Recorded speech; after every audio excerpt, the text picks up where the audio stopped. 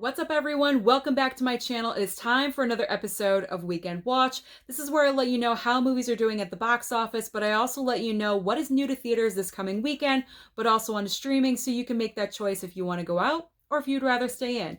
Now, surprisingly enough, we did have a battle at the box office this past weekend between A Quiet Place Part 2 and In the Heights. Now, In the Heights, tons of advertising. Everyone was talking about it. Critics loving and adoring it.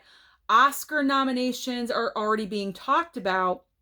It was projected to make about $20 million.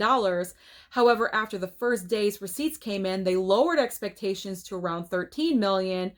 But that wasn't enough because A Quiet Place Part 2 managed to pull off the impossible by reclaiming the top spot with $11.6 million, with In the Heights coming in second with $11.4 million.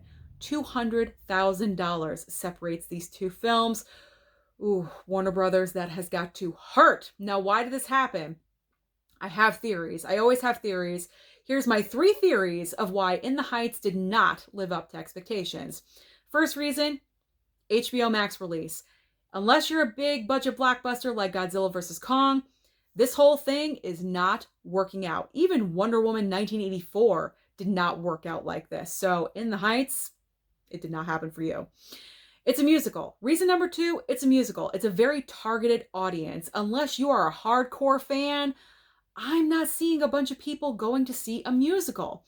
And the third reason is because it did not have a big star to draw people in. The biggest star in this movie, in my opinion, is Jimmy Smits.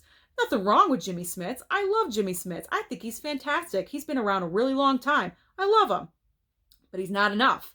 He's not enough to bring in people. So because of all those factors and all the competition we've got going on at the box office, that is the reason why In the Heights did not live up to its potential. Now, I'm not saying there isn't room for growth, but it doesn't really have a chance because in 2 weeks we're getting F9. And then 2 weeks after that is Black Widow. So I'm just afraid In the Heights is going to fall into the dust. And that's kind of unfortunate. I got to admit, I watched it. I chose to watch it on HBO Max. Yes, I am one of those people. Sorry, I did not contribute to the box office, but it is what it is. I do not vibe with Lin-Manuel Miranda's material and the things that he does. I didn't really care for Hamilton. So if you're like me, that's probably the 4th factor, is that it just did not target the right people. I don't know. But that's not all the news we got. In the 3rd spot was Peter Rabbit 2. I'm actually surprised at that it was not The Conjuring 3. Now, I predicted last week that Peter Rabbit 2 was going to be dead. There was no way. But it managed to bring in $10.4 million. It's not the best, but it's not horrible. It could have done a little bit better, but with what we're working with, it's all right.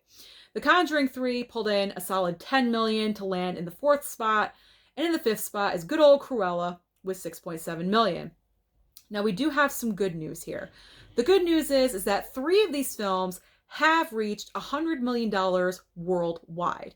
The first one is obviously A Quiet Place Part 2 with $183 million.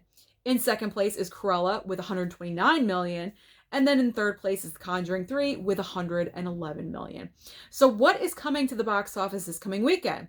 Well, you don't have to wait for the weekend because the new release is coming out on Wednesday, which is The Hitman's Wife's Bodyguard. I don't know how I feel about this one. I didn't really enjoy the first one. I got to give it a rewatch, though. I definitely have to give it another chance. If that's not really your thing, then we do have some streaming options.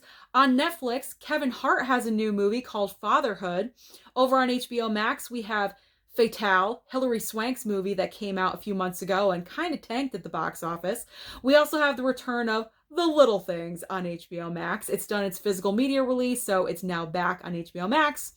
And on Disney Plus, all of us have been waiting for Pixar's Luca. So that is everything that is going on at the box office, but also on to streaming. Let me know down below, what are you watching? Don't forget to like and subscribe, and I'll see you next time.